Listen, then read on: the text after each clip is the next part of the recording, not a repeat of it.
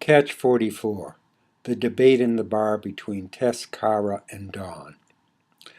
Early in Catch.44, the decimal point replaces the dash in the title of the Joseph Heller novel Catch.22, as if shooting one's way out of the dilemma is the only way to escape it.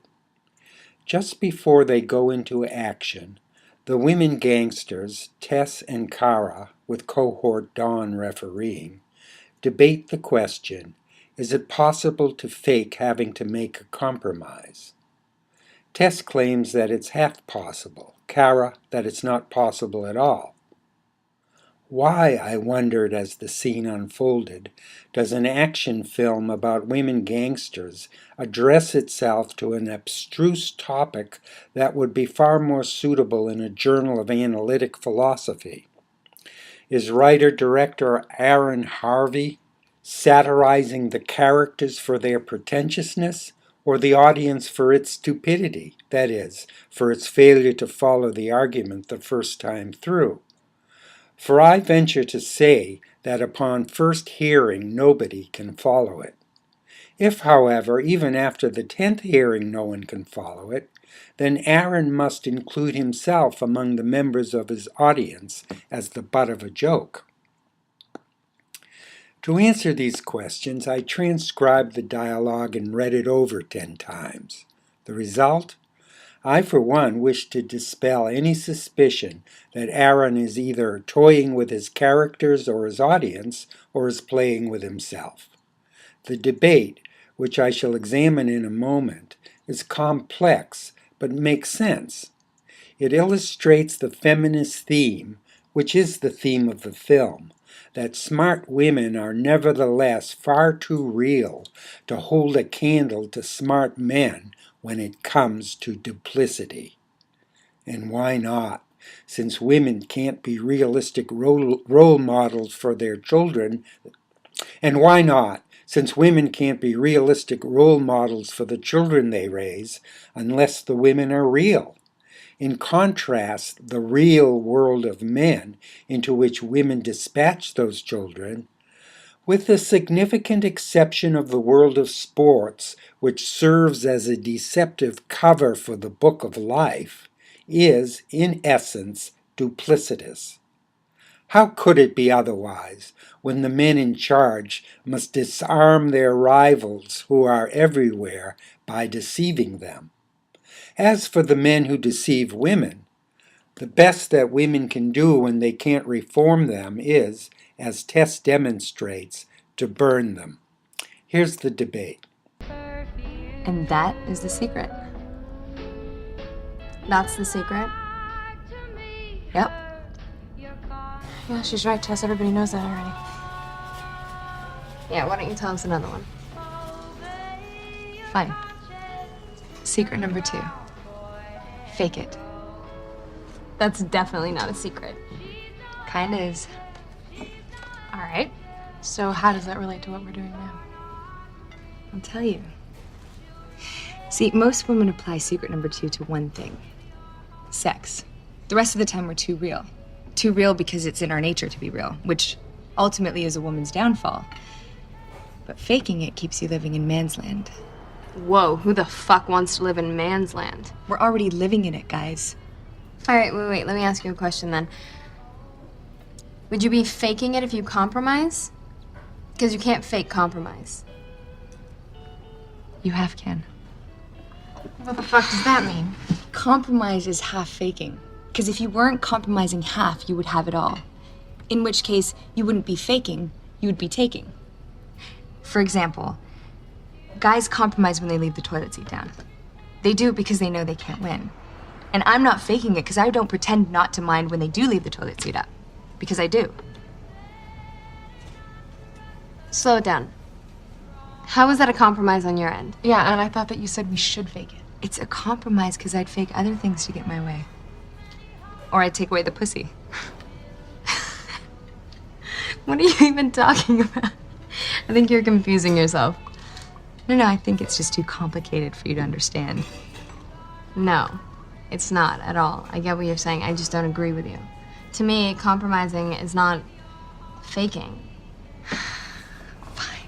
Then we'll just agree to disagree. Or we could agree that I'm right because that's a compromise. Tell you what, I'll fake it, and we can agree on that. Okay. But you're compromising to agree on faking it. I can explain it to you if it's too complicated. I think she got you on that one, Tess. Sorry. Nice. Tess's argument runs something like this. It's a woman's nature to be real, that is, to be straightforward about what she wants. But men take advantage of women by pretending to be straightforward too. Men, however, are just faking it in order to get what they really want, which is power and control over women and over everyone else.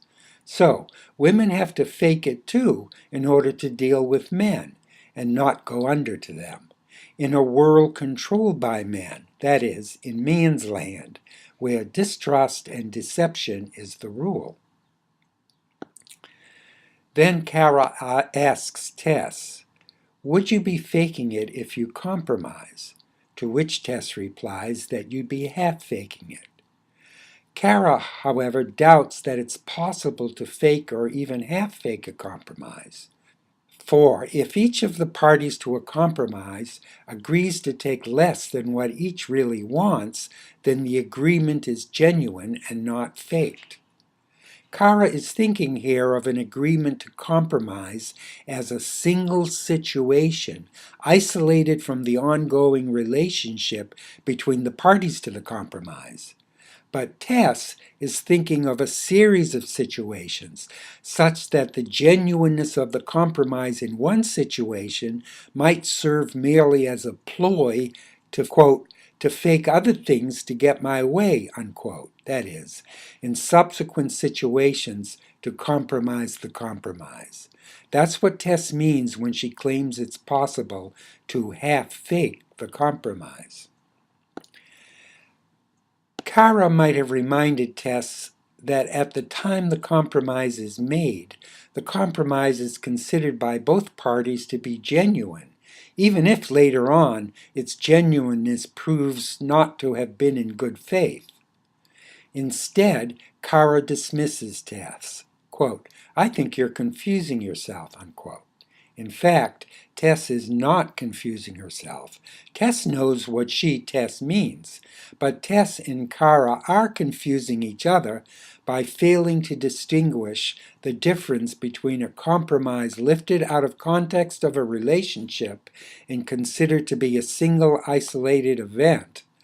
Compromise in this sense is by definition genuine, or it's not a compromise at all, but simply one person lying to another. And a compromise which, although genuine at the time it is made, ultimately serves as the means to accomplish a subsequent deception. That's Tess's half-faked compromise. The first part of the discussion ends in a stalemate, but the stalemate is followed by a second self-referential part, that is, the debate itself becomes the focus for determining the meaning of the debate. When Tess proposes that she and Kara agree to disagree, Kara suddenly assumes the active role in the debate. Rather than she and Tess agreeing to disagree, she would prefer that Tess agree that she, Kara, is right. Tess retorts that if it's understood that she, Tess, is faking her agreement that Kara is right, then she agrees. In other words, if it's understood that Kara is wrong, then Tess will agree that Kara is right. Tess imposes this paradoxical condition in order to vindicate her claim that it's possible to half-fake a compromise. Kara, however, tops off the debate by insisting that when Tess openly admits that her agreement that Kara is right is a lie, there's nothing half-faked about the admission. The admission is genuine.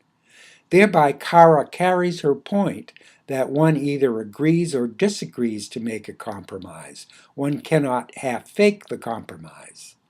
Since Kara has maneuvered Tess into limiting the compromise to the discussion at hand, and thus prevents Tess from advancing from her one honest step backwards to taking two or more deceptive steps forward in the future, Tess is logically checkmated.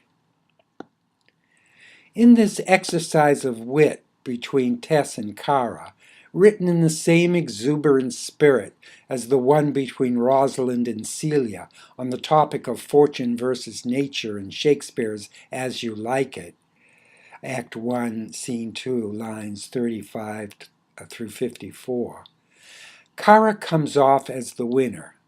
But, considering how the drama of the film plays out in the three-way Mexican standoff between Tess, Ronnie, and Billy, not just a logical gridlock as with the girls, but as well a life or death one, where Tess makes the crucial decision to shoot Ronnie instead of Billy because, having fallen for her, Ronnie is less likely to shoot her than Billy, Tess has the last word.